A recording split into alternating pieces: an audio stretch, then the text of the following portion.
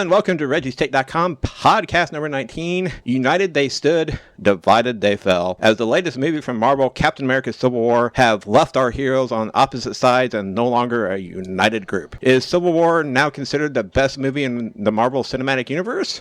Has Marvel peaked with Civil War, or is the best still yet to come? What were your thoughts on Captain America Civil War? Did you like it? Did you hate it? Civil War also introduced us to some new heroes into the MCU, as we will talk about what we liked from those characters. On this podcast, my guest and I will give our thoughts and opinions on Civil War, where it ranks among the Marvel Cinematic Universe. There are plenty of other news concerning the Marvel Universe, as changes are coming with the two-part Infinity War movies. We'll talk about those possible changes. Also, a well-known character in the MCU may finally be getting their own movie. Who is it? Well, if you haven't heard, we'll let you know who it is. Joining me today is my guest from the True Believers, James. Have you seen that little movie called Civil War? No, I haven't seen it yet. No. Yeah, I did. I saw it yesterday. It was really good. I saw it as well. I thought it was excellent. Side note, DC, take notes. That's beside the point, though. Is it? First off, no, it's not beside the point. After watching this movie, I can say that DC can eat a dick. Seriously. That is, you might have to bleep that word out, but this is how you make a superhero movie. Right. I mean, this is how you make a superhero movie about superheroes who fight each other. And I want to say, I know when we did the podcast, I said, I think Batman vs. Superman, maybe deserves about 50% on Rotten Tomatoes. After watching it a second time, I can honestly say no. It's about 30. It is pretty bad. It's a very hateful, dark, almost brooding. Dark is okay. Dark and, this is dank. This is beyond dark. This is dank. It's nihilistic. It's dour. It's a movie about superheroes, but, Batman is so angry and hateful in this movie, and Batman shouldn't be like that. I don't necessarily have an issue with that part of it to a certain extent. He can be dark, but he just came off as just hateful. Grumpy? I wouldn't even say grumpy. Okay. Grumpy would be the Kevin Conroy version. This one just seemed very hateful. This movie got it right on every level. This is Marvel's 13th movie, so, they've worked their way up to this type of a movie. Yeah. They didn't just try and go for it second movie in. It's not a pro wrestling epic for 3 hours straight, Right. Yeah, it's not WWE SmackDown. It's actually got a story, and that is coherent. Now, did you feel it was a true Captain America movie, or was it enough of a Captain America story in there to really make it a true third Captain America movie, or was it just that in title alone? A lot of people say, well, it's Captain America 3, but really it's also 2. Avengers 5. 3 or 2.5 or 3 or whatever. And it's also sort of like Iron Man 4 and all this. And yeah, it is a little bit, but really it is Captain America 3. It's a Captain America movie. The cast is big now, but and Captain America always had close-knit ties with the other Avengers. Mm-hmm. More so than Iron Man even, or Thor. Captain America really was close with the Avengers. There was, Iron Man and Thor would leave, and Cap would still be the leader. And sometimes Cap wasn't even part of the Avengers. Sometimes he would be gone too. He usually was part of the Avengers more than Iron Man or Thor, more often, for a much longer period of time. This movie had plenty of action sequences that were just fun to watch. They started off trying to take out Crossbones. Yeah, Crossbones. Did you like what they did? Obviously they killed him off pretty quick. You know what? I've noticed that's kind of, starting with Winter Soldier, that's kind of become a thing. Winter Soldier had Batroc, Age of Ultron had Baron Strucker, and now this movie has Crossbones, where they almost do kind of a James Bond thing, where there's a villain at the beginning of the movie that they take out. Doesn't always die, but they do take him out. And that leads to a much... And really that bigger whole conflict. And I like that. And the whole opening sequence for Civil War, though, did lead, or at least was just another knot in the belt against the Avengers, so to speak, because of what happened when they did take out Crossbones. Yeah. Obviously... that bombing in that Nigerian embassy or whatever. Yeah, where Scarlet Witch, flung Crossbones up to keep him from exploding in front of Cap, and it took out a good part of that building. What'd you think of... the fact that General Ross was now Secretary of Defense Ross? That was interesting. wasn't it? Obviously, we both knew he was going to be in this movie, but I didn't see that coming. I didn't realize he'd be the Secretary of Defense. Yeah. Excuse my Porky Pig imitation. So I don't know what that means. Now, I mean, will we be seeing Story, him later again then in the MCU? Well, I guess. I mean, that's kind of a big leap to just do for no reason. Unless, like... It makes sense. I guess it wouldn't make sense for this story to, like, it would make more sense for the Secretary of Defense to be cracking down on them. Right. Well, and it's also the UN, and you're not going to put the president in part of that. I mean, it's just superheroes. You can destroy the world. So, I mean, why would you need the president? What do you think of the relationship between Cap and Stark? I mean, big enough conflict between them? The fact of the matter is, like, the idea of there being a rift between the two started since the first Avengers movie. I mean, they've always liked each other. They've always been friends, but there's always been in every movie they're in together. There's a bit of tension between the two. I think they've got mutual. It was escalating. It was definitely escalating in Age of Ultron. So I mean, it felt natural. I don't know if they've necessarily been buddy, but they've had a mutual respect. I would say for each other. I don't think they'd be the first ones to go out and get a drink together if that was their choice. Well, Captain America can't drink anyway. Like, he can, but he just can't get drunk. So yeah, but if you do that, why would you spend $4 on gross wheat water? I thought Black Panther in this movie rocked it. I thought he kicked ass. It was a very impressive way of introducing this character, and I really can't wait to see what they do with this character in the solo movie. Now, what happens towards the end of Civil War, we'll get into a little bit later, and I have a feeling we're going to see, unfortunately, I think Black Panther is going to be a little bit bloated with some other characters in the MCU. I have a feeling for the way the Civil War ended in that little first post-credit scene. Hopefully not. Hopefully not, but I wouldn't be surprised if you get a cameo or two from a couple of them, one or two in particular, simply because his country is now harboring most of the Avengers that were thrown in jail. I don't know what movies come next before Black Panther, though. Doctor Strange is next.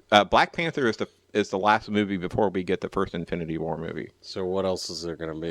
Doctor Strange is coming. Thor 3. Guardians of the Galaxy 2, and then Thor 3, and I'm not sure what's after that. But I know Infinity War I believe is in November of 2017, because I know they start filming later this year on the first Infinity War movie. I believe Black Panther comes out in July of next year, I think. I'm pretty sure. And they've got the...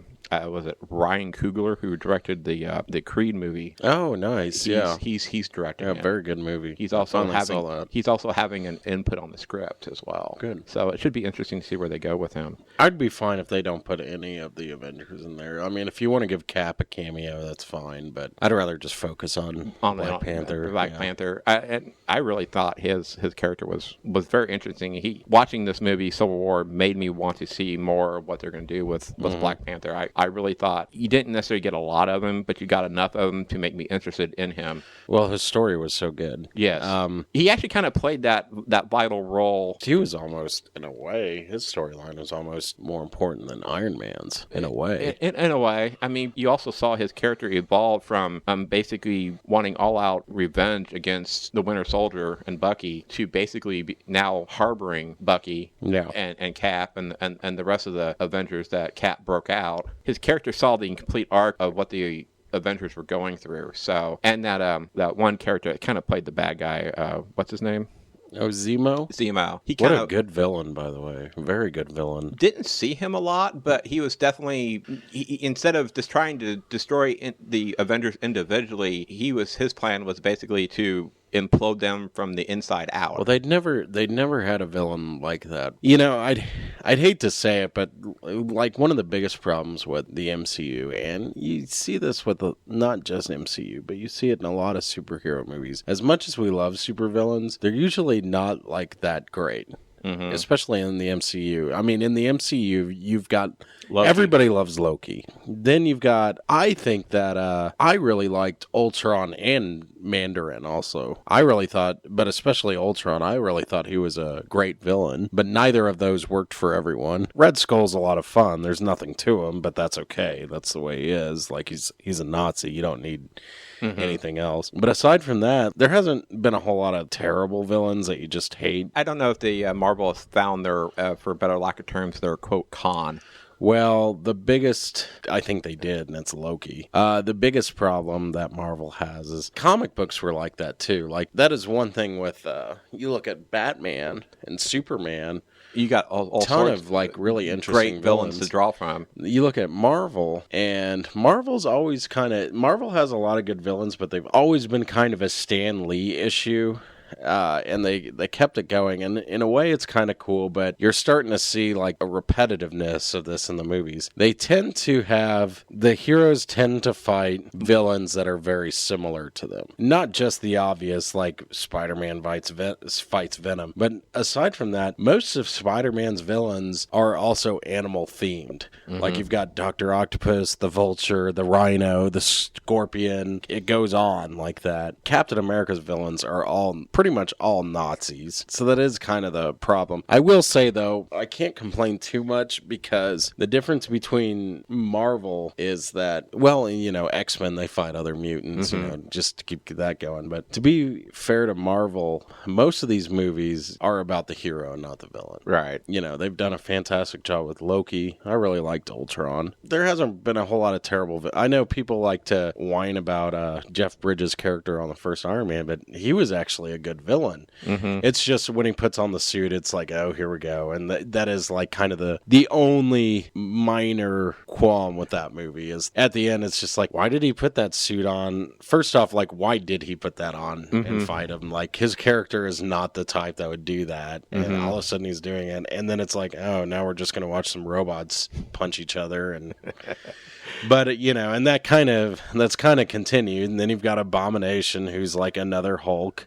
Then you've got Yellow Jacket, who's another Ant-Man. Right. Although Yellow Jacket is oddly the opposite of Obadiah Stane. I don't remember the character's name of Yellow Jacket in the movie. And they did use a bald guy. And I know. I don't remember his name, but what's funny is he was actually like a pretty boring villain through the whole movie. And then when he puts the suit on, after the immediate eye roll of, oh, here we go. No, this fight scene's actually really cool. Like, right. So he's like the opposite of Obadiah Stane in that regard. But, and then Thor 2 had Malekith, who, that one I am going to kind of complain about. In the comics, he's a great villain in the comics. In the movie, they toned him down, and I don't mind too much making him generic. Like, it's okay to have a generic villain, because I know why they did it. They didn't want him to outshine Loki, because Loki was still super popular after Avengers. I understand that, and I kind of respect it. Also, I think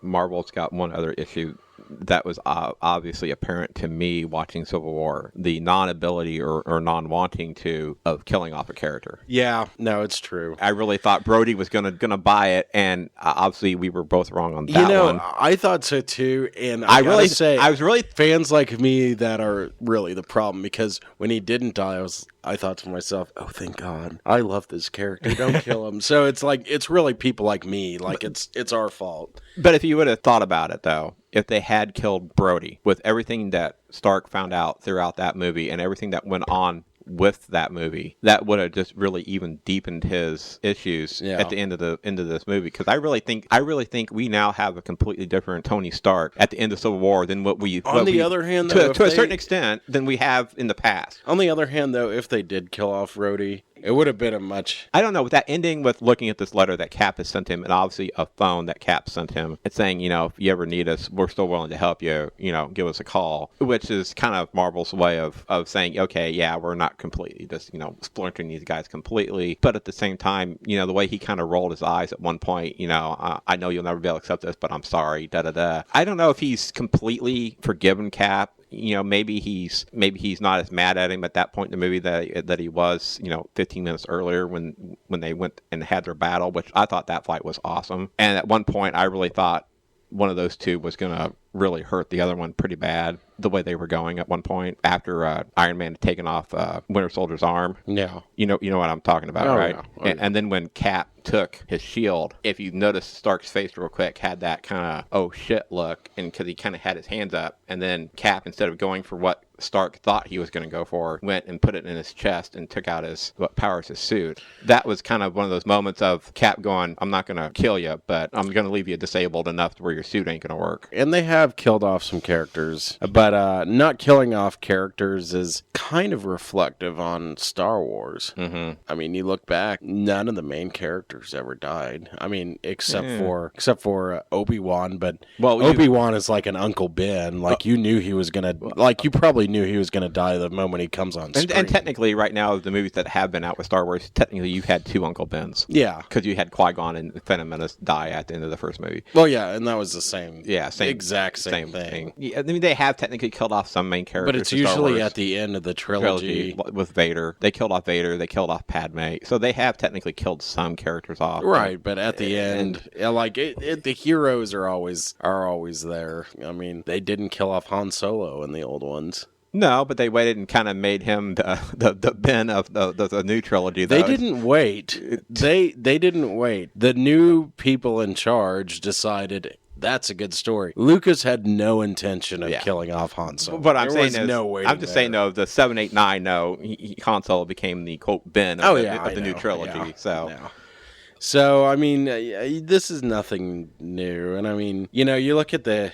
I mean, does Tony now have anything of an Avengers left to command? Because from my thinking, from what I saw and the way I took from the movie, Brody's paralyzed. Vision is still there, but Cap, Ant-Man, Hawkeye, Scarlet Witch, and the Winter Soldier basically are all now in hiding in Wakanda, from what I took of it. I guess he's still got Black Widow. Black Widow is kind of in between because she was on Stark's side, but then she helped Cap take off. With what's Winter she Soldier gonna do? Leave? Like she's gonna stick around? Yeah, but she's in the wind somewhere because she's obviously not hanging out with. She was there at the end.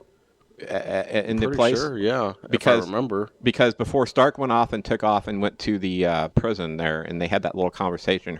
He said that I hope you're happy because now you're also a fugitive as well. And then she took off, and that's the last I remember seeing her. No, I think she was there at the end. I don't think anyone followed through on chasing after her. I'm not saying anyone did chase after her, but I think she's in the wind right now. I'm pretty sure I saw her at the end. I'd have to see this again. Yeah, but they threw so much at you at the end of that movie. And I think it was, in a certain way, intentional way Marvel's left this, because now you leave, for the next set of movies, up until you hit the Infinity Wars, that whole group that we've gotten familiar with through the first, basically, 2 phases, is now basically either not much there to really do anything with, or they're in hiding. So you're not going to really see much anything of them probably until Infinity Wars. Yeah. Or possibly even Black Panther movie, as we discussed. I think that was somewhat intentional on Marvel's part, I would say. No. Wouldn't you agree? Oh, yeah. I mean, this is kind of like a Empire Strikes Back. Yeah, kind of ending.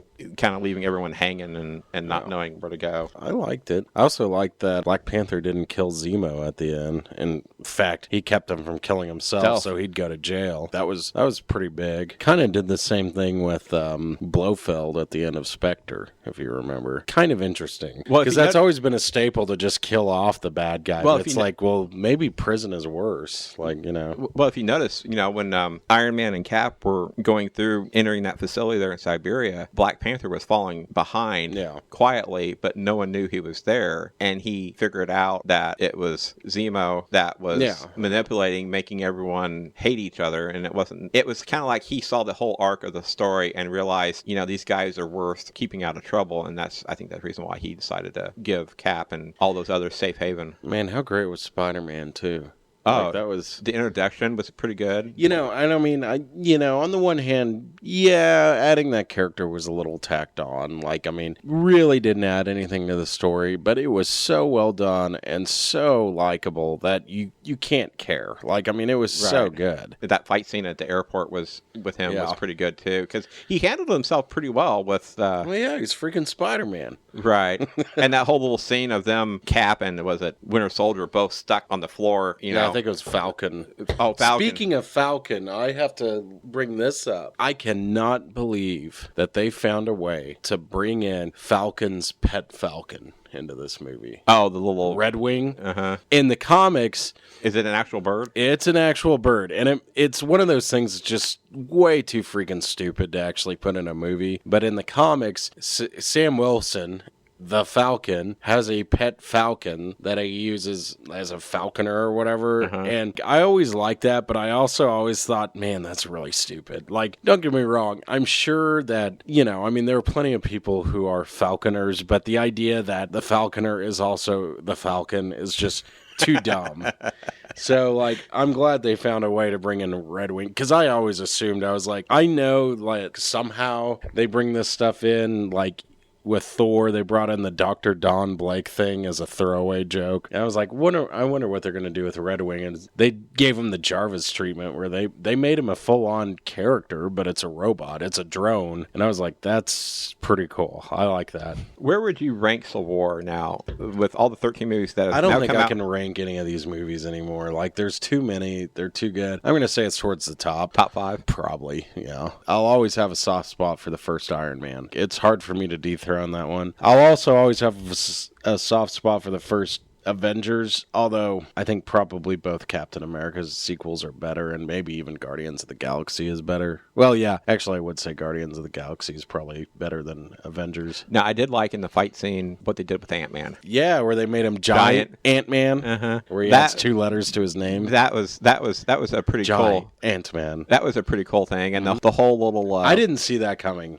That's another one of those things where I'm like, Giant Man is just too stupid. I thought they're probably gonna use that in the Ant-Man and Wasp movie, but I was like, there's no way they're gonna do it. And when they did, I was like, they made Giant Man. All right. And I also love the whole thing when Spider-Man's like, hey, you guys seen Empire Strikes Back? And, that really old movie. And I don't remember who it was talking with Stark, and Tony's like, yeah, he's young. I didn't carbon date him, you know. I got a chuckle out of that part. And then they did the thing with the legs and just, Spidey went around his legs several times and got him to fall over. Actually, I think my favorite line in the whole movie is actually one of Ant-Man's when they're all in prison, the Raft, which, by the way, I knew that's what that was going to be in the trailer. The Raft is an actual SHIELD prison in like a Supermax type of SHIELD prison. In the comics. Pretty dumb, because it's actually, there's a garbage barge that is a decoy for it, and it's like, isn't somebody gonna notice as this boat never moves? That's really stupid. But when they're in the prison and Hawkeye's having some choice words with Cap, or with Iron Man, with Tony, and then Tony walks by and Ant-Man yells, Hank Pym never said trust a Stark, and Tony's like, who are you? And it's like, yeah, because when he said it, I was like, my first thought is, man, this line's kind of corny. And then they like shut him down. I'm like, oh, okay, that's I see where they're going. And then you get, the Falcons when they're in the car with Black Panther and Cap, and they're being taken after being captured, and he's like, so you dress like a cat, and Cap says something about whatever, and like basically you let it go, and he goes, well, the guy dresses like a cat. I want to know more about him. I want to know who this guy is. What makes you want to dress up like a cat? It says the guy that dresses up like a bird, or bird suit. I did like that. So, I mean, SHIELD confiscated his bird suit. Yeah, there was a little bit of Avenger-esque humor in there, but it wasn't to the point where you got it with, Joss Whedon. Whedon... It worked in the first one, but in the second one, it was a bit much. Like, it was like, okay. Yeah, this one, you had it at the, I don't want to say about the right amount of humor in it. So. And it seemed like almost at the right time. So about the time you really needed the humor is when you got the humor, and not just because they could. Yeah. For that part, I didn't really mind. It was also nice to, it's been a long time, but it's nice to see that there wasn't like a city or a country or a planet in danger. They just destroyed a good part of a airport, but no big deal. Yeah, but the airport was evacuated. Tony's gonna pay for that. But it was nice to see. It's really interesting how once their formula starts to get a little stale, they'll curveball it. Like the formula for the first phase is, for the most part, Thor and Captain America kind of break this. At the end of the movie, you fight a bigger version of the hero, and it's like, okay. And that was kind of old from day one. With Avengers, it's like, no, at the end of the movie, this city's going to get destroyed by a bunch of like aliens or robots or whatever, and okay, that's pretty cool. But after a while, it was starting to get old. I guess, to be fair, Ant-Man, there wasn't a city in danger. No. So, yeah, okay. It's kind of easy to forget that Ant-Man is, it's kind of easy to to forget about that one. Not because it's forgettable, but because it's kind of And even different. Guardians of the Galaxy even kind of put that one city on that planet kind of in danger. Yeah, they did too, yeah. Yeah, so I mean, that was pretty much a phase 2 thing, and then Ant-Man and Civil War are like making it more personal, so to speak. Ant-Man's deal was he just wanted to save his daughter. now, what did you think about having Winter Soldier killing Stark's parents be the one? I didn't see that coming at all. That was actually, and I don't know why I didn't see it coming. You know, it's funny because on the Winter Soldier, on Captain America 2, they Arnim Zola does say that Captain America Howard Stark was killed by Hydra, which that was kind of an eyebrow raiser. And actually, I gotta say, I didn't like that the first time. I was like, oh, here we go. Someone else's father is killed by the main villain we didn't see coming. Because before that, you always kind of assumed that Howard Stark just died because he was old. Mm-hmm. You know? And so at first I didn't like that, but now that we see that it was Bucky, okay, I like this now. That was actually pretty big. That was actually kind of a big deal. And that sent Tony right over the edge. Man, that scene was pretty brutal, though. When he kills both of when it flashes back and shows him killing both of them. Uh-huh. That was a pretty scary scene. That was pretty intense for a Marvel movie. I'd be kind of scared to show that to a little kid, because that was pretty rough. They showed more of Howard taking a beating than they really did his wife. I mean, they implied that he strangled his wife. Like, you see the... Well, you see him put his hand on the neck, and then they cut from him above. So that was enough. Like, that was pretty gruesome for a kid's movie. Like, that was a pretty gnarly death. Both of them were. Like, that was pretty scary. I'm really surprised. I mean, don't get me wrong. I don't care. Like, I don't have any kids. And I thought it was a great scene, but I was also, like, really surprised that they went through with that. You know, just 30 to 60 minutes earlier, we just had a fight scene with Giant Man and Spider-Man, the two happiest characters in the Marvel comics. I mean, and I thought the little thing where Ant-Man shrinks himself and went into Tony's suit was pretty funny. Oh yeah, that was cool. Undoing Who's stuff. talking? I like the dynamic between Tony and Scott. Tony was really annoyed by him. Mm-hmm. That was like pretty funny. What kind of score would you give Civil War? Oh, an A. That movie's an A. I don't give A's out. Shut up, James. But and that really didn't feel that like one deserves an A. And it didn't really feel like a 2.5-hour movie. No. I mean, it went by fairly fast. This was good. I have a friend who said that he thinks it's the best Marvel movie yet, considering how much this friend loved the first Iron Man. That's really saying something. Well, and this one is definitely up there. Like, it's really good. I'm not sure how I would compare it. The hard one is comparing this to Winter Soldier. Like, which one is a better movie? I almost say they're equals on some levels. Civil War may edge out Winter Soldier in a Civil War was a little bit more fun. It had more superheroes, so it was a little more fun, I think. Civil War, I think, had kind of maybe slightly, I want to say it might have had a better story, but I don't know. Both their storylines were pretty dang good. It's really impossible to say which one is really better. Well, it's not impossible, but I don't know. I do like Winter Soldier definitely seemed a little bit darker. Well, Winter Soldier was to a certain extent a political thriller as well, and also on a personal level, I mean, Cap is really finding out about Bucky, and so I think there's more. This one was also a social commentary too, though. This one was, after watching the movie, I can honestly say that neither Cap nor Iron Man were wrong. No, they were both right. I'm going to try to do a podcast on the comic book soon. I'm going to point out which is ultimately, I think, the biggest flaw from the comic book was I think that's what they tried to do. But the fact of the matter is, you don't want to bunch of government-ran superheroes. Like, that's boring. The fact of the matter is they had to make it obvious that Iron Man was in the wrong, and they really kind of mess up whatever social commentary they were trying to make. Because the idea is security versus privacy, essentially. It's interesting how Tony kind of flips sides. I don't want to say flip sides. Tony really changes his tone. Yeah, he really does. Because you look back at Iron Man 2, and he's got a very, I'd hate to use this word, but he's got a very like libertarian kind of point of view when it comes to his suit. I mean, he's like, this is my suit. The government can't have it. You know, I built this. It's mine. You can't take it away. I mean, granted, though, you can break that down. It's like, well, he was under government contract when he was building that stuff, so it kind of is the government's. But that's like what's so funny about Iron Man 2 is like Iron Man 2 really brings up a lot of points. Well, can he own this, or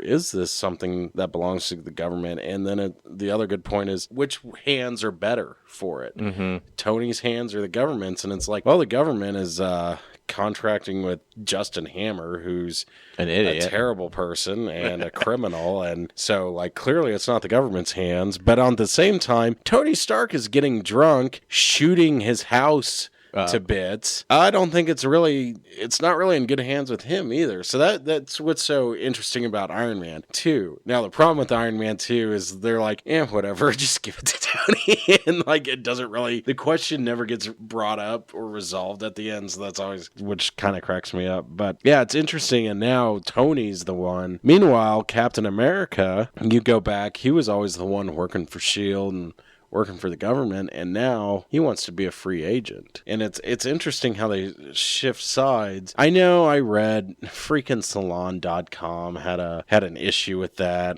and they were being way too political for their own good. You know, like Captain America's always been like the level-headed liberal, and now he's a whiny libertarian. And I'm like, oh my gosh, like they're just shut up. It's just They're a movie. Comic books. At the same time, it's like, do people really like spend their whole lives living by one title, by one category? No. Like people experience things and they change their minds. I mean, we're constantly, like most of us, nobody believes in one thing forever. In my opinion, I think people change their minds all the time. I don't know. And I think it's called human nature. Well, that's what's so interesting about the Marvel, about all these is how much these characters, at first it's like, okay, these characters have really grown. But then after a while, it's like you realize it's not that they're growing. It's not that they've grown. It's that they're growing because these stories go on so long and they don't get tied down to like I mean, that's kind of been, the past couple of X-Men movies have been really good, but that's kind of been the underscoring problem with the X-Men movies is no one really grows. Like Wolverine did, and when Wolverine reached his arc, that was it. I mean, I love Days of Future Past, but I mean, it's like he's kind of a boring character. Like, let's be honest. He's not super boring. You don't really notice until like the third time you see it. And then meanwhile, Professor X and Magneto are like, it's always like, oh, we respect each other, but we have to beat each other up all the time. And then after a while, man, something's got to change here. Like, I mean, this is like literally the same thing over and over again. For a movie like Days of Future Past isn't bad, but we'll see how that translates to the next one. Right. There's been some interesting things in the Marvel Universe, news-wise, for us movie/comic book junkies, kind of like we are. There was one time we were talking about that we thought there was a Pepper Potts cameo possibly in Civil War, but obviously there wasn't. The Russo brothers recently addressed why we didn't see anything of Gwyneth Paltrow's Pepper in the movie, and was asked if there was a deleted scene with her that didn't make it. Anthony Russo said, no, it was just one of those odd rumors. Look, we did consider very early on in the process, we did consider the idea. We really liked the story point that Pepper had left Tony because they wanted Tony in a very vulnerable spot in this film. Joe Russo said the choices they made in this movie are very complex, so we thought it was very important to have him, being Tony, off balance as a character. That's a really good point. And they also went on to say that Anthony Russo said, more emotionally vulnerable than he had ever been, seen him from the start of the story, referring to Stark. So her having left him was always an important story point to them, and very early on, we may have explored whether or not we needed to tell that in a scene or not, but I think we decided pretty much readily that we could handle it in the way we did in the film. And you had to listen to pick up on that as when Cap had been picked up, and he was talking with Tony, but... That's a really good point that, that helped add to his vulnerability. I mean, he was really alone. She was always his rock. And he really kind of explained it, really. Even when they weren't romantically involved, she was the one that took care of him. And now he's on his own, and he's trying to make the best decisions that he can. And he really kind of clarified that whole thing is, he said something about before New York, whatever. And then after New York, I couldn't stop making suits, da-da-da. I thought I could give it up, but now I realized I can't give it up. I was really hoping they'd do something like this, because Iron Man 3, that's what they talk about in this movie. Iron Man 3, he blows up all his suits, and then all of a sudden he's doing it for her, and then all of a sudden he's back doing it in Ultron.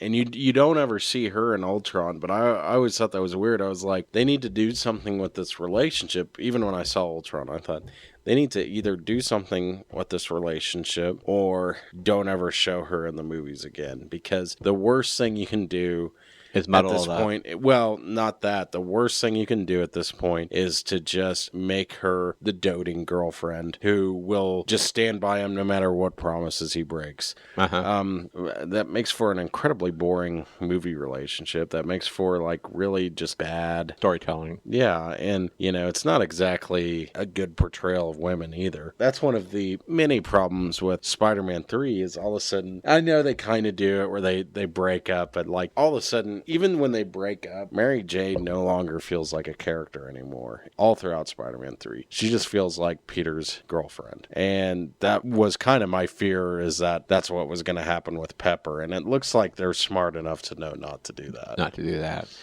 The Russo brothers also in that same thing when they talked about Pepper Potts, they also they were asked about, since they will be directing the Infinity War 1 and 2, according to the Russo brothers, Infinity War 1 and 2 will not probably stay named Avengers Infinity War, because they say those two movies will be two entirely different movies. That's really good that they're doing that. Said when the Russo brothers were asked how they decided where to divide the two Infinity War movies, they said this was a misconception because the two movies are entirely different. Joe Russo said the movies are two very entirely different movies. They said having the two movies labeled Part 1 and Part 2 is misleading. Joe Russo said the intention is we will change it. We just haven't come up with the titles yet, but yes, they will change. You would almost think at some point one of them might have Infinity War stuck somewhere in the title, maybe, but obviously they've got some sort of plan, and if they do to the two Infinity Wars what they've done to the last two Captain America movies, those two movies are probably going to kick ass. Oh, yeah. And you would assume that would be the next big team-up movie, other than from what I would assume, maybe Black Panther, because really the other movies coming down the pike on the Marvel schedule, the only other solo movie out there that could possibly lead up to a team-up would be Black Panther, just because of where they left the characters from Civil War. I know we're going to get see Stark in the Spider-Man movie next year, but I'm really hoping Stark is really more of, quote, his Spider-Man's Q in a certain sense. I don't mind seeing Stark helping him technology-wise or helping him figure out some sort of problem on a computer, to help him solve his issue. I don't want to see the Iron Man suit. By the way, that's always been the key logical issue with Spider-Man. Even in the comics, it's he makes these web shooters, but he makes all these gadgets, but he's broke. How does he do that? And then you watch the first movies with Tobey Maguire. How the heck did he make that costume? Okay? And it gets torn multiple times throughout. So, I'm sure he knows how to sew, but give me a break. That costume is insane. Well, then the second movie, the last ones, the James Garfield ones, tried to address it. First off, by his web shooters, he steals some stuff from Oscorp. Is that what happened? I think he stole some technology and kind of fiddled with him in his garage at one point. And you saw him because I think it was in the first one where he's trying to work on something and something that sprays in his face at one point. Yeah, I remember that. But did he steal it? Because it's that's not very. Why would he steal that stuff? Yeah. That's not very cool. And I think the way Marvel's trying to do it is kind of make Stark kind of his, quote, Q. Well, and then not only that, but so then they also tried to address, so here's how I make his costume. And it's okay, great. The costume does look a little bit more homemade, But it really didn't look homemade. It still looked like something no one could make, but it looked terrible on top of that. So, like... And I'm okay with Stark kind of being the one No, behind that's great. That's what I'm Spider-Man's saying. costume Yeah. and his Yeah, that's his what I'm technology. saying is they've really found a way to bring this about. Now he can have a little help with his costume. He's got the cool spider signal, which we've never seen on a movie before. So we'll see. I hope that they find a way to do the photography thing. If there's one thing Well, and if you notice in Civil War... There's one thing I really don't want to see is like Spider-Man using his cell phone to take pictures all the time. Yeah. And actually, well, you know what? I do have faith because I forgot about that. He's like a tech geek and he's playing with old technology. Remember he's dumpster got diving, like... basically. Yeah, well, he's got like an old Mac. He's got an old VCR, an old... DVD. Yeah. Holy crap. That's perfect. He's a retro tech geek. He's going to use film camera. Like, it's perfect. Right. Oh my gosh. That's fucking great. And if you notice in Civil War, when you first see Tom Holland as just Peter, Stark asks him, well, how long have you had these abilities? 6 months. So right there, hopefully we won't get too much of any sort of the backstory or origin story of Spider-Man. I mean, anyone... He has one of the best origin stories, but we've seen it enough. I mean, to me, there's like 3 characters in the superhero comics that if you don't know who their origin story are, you're nuts. Spider-Man, Batman, and Superman. I mean, if you don't know how they became about, so to speak, then you're just living in a closet and just not watching anything. What about Starman? Everyone knows Starman. I also mentioned in my introduction about one of the MCU characters might be finally getting their own movie, but it probably won't happen until Phase 4. Any idea who I'm talking about? Joe and Anthony Russo, again, were asked about the possibility of a Black Widow movie. Oh, really? Yes. Wow. Anthony Russo said it's a no-brainer. Joe said, I don't think it'll take much. I think it's just a function of where on the slate it goes. She's a badass. I really think of all the little side characters we've been introduced to. She deserves it. Yeah. I think she's the one who deserves the most. Yeah, I think she's the one who, even if it's just one movie, you don't necessarily have to give her a trilogy of movies. No. You know, you don't even have to go back to her beginnings at all. I mean, stick it somewhere in the middle of all this and just have it be a one solo movie. I think fans would be happy with that because I really think she could have an intriguing movie just by herself. Even if you do pull a little bit of one of the other MCU characters in for a little bit here and there, cameo-wise, I really think you could make a movie with her work. It'd work well. I mean, I know I'd go see it. I mean, I got no problems looking at Scarlett Johansson in that costume of hers. So she's really a good character. Yeah. Like, starting with Avengers, she's really... Actually, the best other MCU character for her to kind of pal around with, if you really want to put someone else, would be Hawkeye. Mm-hmm. Yeah. It makes... Well, see, way back when I told my friend, I was like, you know what, after we saw Avengers, I was like, you know what, they need to make a movie. The old comics were called Nick Fury Agents of S.H.I.E.L.D. And I said to my friend, they need to make a movie and just call it Agents of S.H.I.E.L.D. and have it star Black Widow and Hawkeye and Nick Fury's in there and just make it an adventure that they go on. Like, that would be great. And then, of course, they made an Agents of S.H.I.E.L.D. show starring one of the few characters that actually died in the series. Actually, a solo Black Widow movie would almost be a dual purpose serving for Hawkeye as well for his own solo movie in a certain sense. Where it's just those two, I'd even be happy with that. Feig was asked about the possibility of Black Widow getting a solo movie. He responded by, we've announced the next 9 movies, 10 counting Civil War, through the end of 2019. Where we go beyond that are ongoing discussions that we will focus on in the next few years because we have a lot to do before then. Of the characters that you've just mentioned, person asking the question said that, they've got Falcon, War Machine, Black Widow, Hawkeye, all these, smaller characters we've known for a while. Of the character you just mentioned, I would say certainly the one creatively and emotionally that we are most committed to doing is Black Widow. So it sounds like, they're definitely listening to the fans and definitely want to try and at least get a Black Widow movie out there. Not every character deserves one either. Or even needs a solo movie. I don't know if she needs one, but she's a good character and I would definitely see one if they gave her one. I don't think Hawkeye or War Machine or Falcon need one. Sort of see Falcon maybe later, but I definitely don't think Hawkeye or War Machine need one. Or even if it was just nothing more than a movie with a Black Widow title that kind of featured a little bit more of the smaller MCU characters more prominently than of them being in the forefront rather than kind of taking the back seat too in the movie, that would be fine as well. Like we just mentioned, Black Widow, Hawkeye, Falcon. mean, those are the three main you see, possibly. I don't know. You know what's I'm just amazing talking, is out of all these characters, right away we think, well, the two characters that have been around the longest are Iron Man and War Machine, right? Mm-hmm. Well, let's talk about actors, because obviously there was a different actor that played In the first movie. Rhodey in the first movie, which still kind of bugs me. I gotta say, I don't like it when they change actors. Did you hear? Think about Vision has been around since the beginning. No, that actor. Right. It was Jarvis. Right. What's his name? Beatty? Something Beatty. He's pretty cool. I like him. When he did Iron Man, and they sent him the script, and he knew it was just a voiceover script, but they didn't tell him that he was a robot. Oh, the guy who does Jarvis's voice? Yeah. I can't think of the guy's name. Well, Beatty, something Beatty. It's the same guy as Vision. Yeah, I know that. I'm trying to think of the guy's name though, right off the top of my head. We've got the Googles. But anyway, what I'm saying is that Paul Bettany. Paul Bettany. Okay, not Beatty.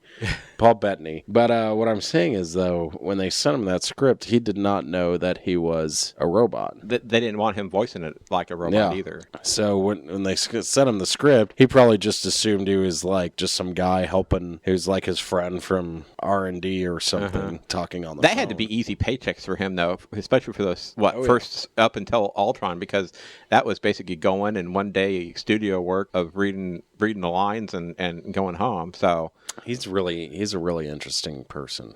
Interesting actor. Well, person too. I've read about him. He's British. He's one of the people that is strongly opposed to England having a royal family. Really? That's unusual. So was while we're on it, another actor who's also strongly opposed to having a royal family was Pussy Galore. Oh, okay. I don't remember her name, but yeah, I know who you're talking about. She was very vocal. It's basically a political ideology. I think in America, like we're like, well, yeah, like why do you have that? Well, and anymore the royal family over. No disrespect to the royal family, but I think that's more or less a tax drain. I wouldn't say it's more of an honorary kind of a courtesy thing anymore. I mean, they don't really have any sort of power anymore. Right, so but it's just and not to get too political with freaking England, a country I know very little about. I wouldn't mind visiting London, but I don't. Yeah. But I guess like the big problem that people have though is how the royalty lives off basically taxpayer dollars. Well, I think the England government pays the royal family a certain amount of money every year. Yeah. But it's not like it's a huge amount. I mean, I think I read it's like $4 or $5 million a year, but really? It's not like probably just a drop in the bucket. No. Yeah, I don't want to bash too much on the royal family or England actually, because we can actually delete all this out too. Because one of my followers on my Reggie'sTake.com, I believe, is over in London and lives in London, because I'm pretty sure he's English from what he posts and just whatever. Well, we might want to delete all this. Nah, that's all right. I've actually posted quite a few things on his. I don't think we said anything offensive. We're just talking about ideologies. We're Americans. I mean, they can just chalk it up to that. Those are ideologies that exist. Right. Like, we're just talking about them. We're not saying we're for or against this. Now, did you hear what Robert Downey Jr. said right before in an appearance on Jimmy Kimmel Live before Civil War debuted in the States? No. I think it was like a week before. Jimmy Kimmel asked him, if he was ever going to, don the Iron Man suit again in another Iron Man movie just by himself. And Jr., without hesitating whatsoever, goes, I think I've got another one in me. Wow. Maybe he's willing to do one more. I'm sure the paychecks aren't bad for what he's getting. No. And he has been the whole thread throughout this whole Marvel Cinematic Universe. I mean, you lose him as Iron Man, and it won't be the same. I don't think you should even bother at this point. You really can't even. We've replaced 2 actors. Mm-hmm. Right? Just 2 so far, right? Well, as far as I know, we've only replaced 1. Well, the Hulk. Oh, right, the Hulk. Okay, yeah, 2 then. 2, yeah. So we've replaced 2 actors. But then again, I think at this point we can't do that anymore. And if especially with Stark, though, that'd be really hard to do. If people are going to quit, then we're just going to have to write those characters out. I'm sorry. I'm pretty sure the day that I'm done seeing these movies is when I see somebody else playing Tony Stark. Well, my big question too, and I'd love to be able to score an interview with Kevin Feige or anyone at the top level of Marvel, which in my position will never happen. But I would like to know, does Marvel, have they conceived this whole thing with an actual ending to it in sight? Whether it be Infinity Wars, do they have a Phase 4? Do they plan on ending it in the Phase 4? Have they even considered such a thing? That's what's so messed up. And that's really, I mean, this is a comic book thing too. That's what's so messed up about comic books in general is I think they had a planned end of third phase, and that's it. And the end of Phase 3 is not going to be the end. No, I have no doubt that we'll see a Phase 4, but I want to know, what I would like to know is, have they even considered a possibility of finding a way to ending the whole, what they started, a beginning with Iron Man in 2008, and then whatever it is, maybe at end of Phase 4 of years down the line, you can go, oh, look, there's a string of 23 movies beginning to end, this whole cinematic universe. This is a monster, by the way.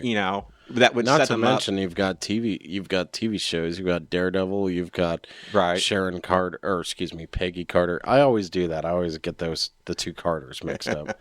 You've got Peggy Carter, you've got all these others. Luke Cage is coming out. Yeah, and then Iron Fist, and then you got the whole mashup of those guys eventually as well. Got Agents of S.H.I.E.L.D. is still going on. Mm-hmm. This thing is a monster. It's a true monster. Yeah. But don't worry. DC is going to continue making such bad movies that everyone's going to get sick of superhero movies and people will quit watching the Marvel ones too. One last thing I did want to touch on, I listened to some of the other podcasts, and they were kind of, I don't know, I wasn't sure how to quite take them, because they were talking about, Civil War's opening weekend here in the States was $181 million its first 3 days, which is nothing to sneeze at. No. I mean, it's the best fifth opening ever for a movie, at least here in the States. So they were saying, well, they all thought it would pull in over $200 million, but they really thought that because Batman vs. Superman was, quote, so bad, and it was another superhero movie, I think as we talked about beforehand, or even earlier, that, superheroes fighting each other, they felt that it fell short of $200 million because people had superhero fatigue. Was Disney even... Were they even estimating a $200 million opening, though? I don't know what Disney was estimating. I'm just saying these guys were saying that they felt it was a little bit of maybe superhero fatigue from Batman versus Superman. And because it didn't do so hot, maybe some people were a little hesitant to go see it. I don't know what Disney was estimating. Now, this movie's already taken in huge money overseas. So, I mean... If Disney was estimating a domestic $200 million, like then maybe. But if Disney was estimating $150 million, then... I actually haven't seen anything of what Disney was hoping for from the opening look it up. in the States. And we got the Googles. To be honest, but either way, I think $180 million was an extreme opening weekend. Now, they did make one point pretty well clear. You had Batman versus Superman, two iconic superheroes going after each other. That really should have been a no-brainer. That movie really should have... That movie should have made over $200 million in its opening weekend, and it should have already busted $1 billion worldwide easily. That and movie probably should have made more than and Star it shouldn't Wars. have dropped off so quickly in the theater from week to week. In a certain sense, they were right, but I kind of thinking, well, when I first heard them say that, I'm like, okay, are you guys just grasping the straws to bitch about something, or what? No, I really don't think Civil War is going to have the drop off here in the States like Batman versus Superman did. No, I don't think so. I have a feeling Civil War is going to stay at the top of the box office until at least Apocalypse hits. Yeah. At least in my opinion. Well, no X-Men movie has ever done well with what I mean. Before there was Marvel, before there was MCU, there was Spider-Man. Back when X-Men movies were coming out originally, and like whatever the X-Men. Before they would always do this thing where they'd come out like a year before. The only reason why I say X-Men Apocalypse would probably be the one to knock off Civil War is because by the time that comes out, Civil War will be open in the States 3 or 4 weeks by then.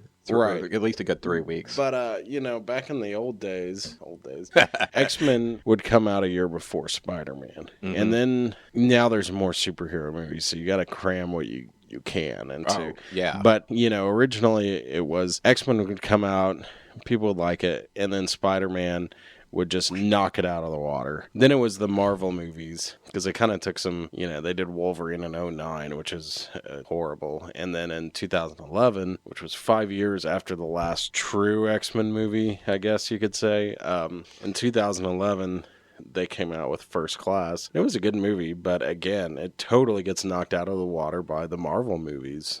Thor and Captain America came out that year. And then in 2013, Days of Future Past came out, or 2014, you had Days of Future Past, and it was amazing, but bam, Captain America, again, knocks it out of the park. So, I mean, that's just always been the way it is with X-Men. Like, they've always been, at best, they've always been second best. Final thoughts on Civil War? I thought it was great. I really did.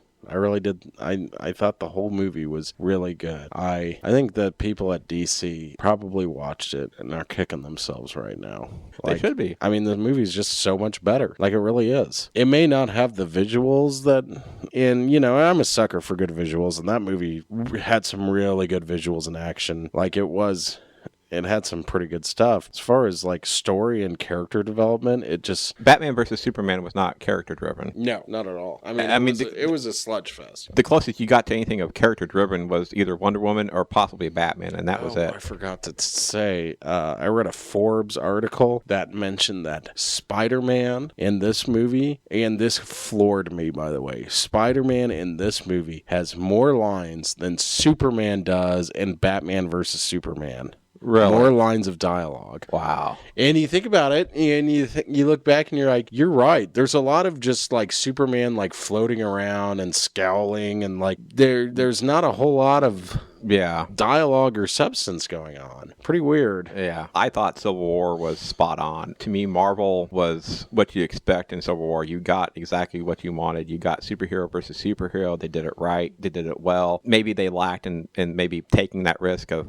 possibly killing Brody off. I wouldn't have been upset if they had. I thought it would have been an interesting move if they had done that. But I'm okay with what they've done. I think Marvel's left the Marvel Cinematic Universe in an interesting position right now with the way all the characters are left, which I think really leaves the door open for them to Marvel really let the other characters that are coming out, and that being Doctor Strange next up, to let the fans just only worry about those particular movies and not worrying about one of these other characters popping into their universe at this point in time. I think the next time you get any sort of the character you just saw in Civil War popping up would be Black Panther at the earliest. Yeah. Obviously, if Marvel keeps doing what they're doing, they're just going to keep getting better and better. And if that's the case, there will be never an end in sight. In that regard, yeah, I give Civil War an A. I may have to reevaluate my grading of Batman versus Superman, but I'm going to wait till after I see the rated R edition of when that brings it out to Blu-ray. I feel like I gave it a C the first time. Like I don't think I could give it a low. I want to watch the rated R version, and that should be an interesting podcast because I think that's something that ought to be debated. Was the R version better than the